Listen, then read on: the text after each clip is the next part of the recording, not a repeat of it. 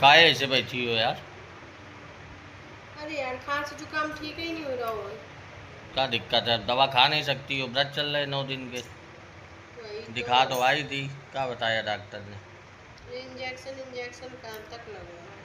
अब दवा खा नहीं सकती हो तो इंजेक्शन ऐसे कुछ आराम मिले तो मिले। सर आवाज दर्द देखो हो रहा था। तुम्हारी। आवाज कारण दो यार हमें।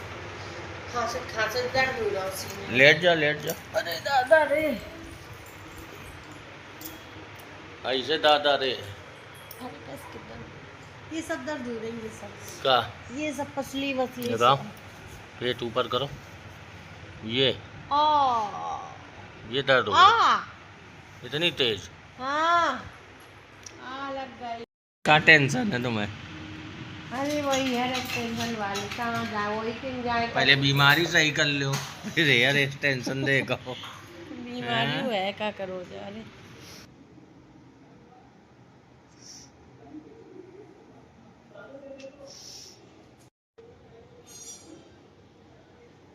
हाँ।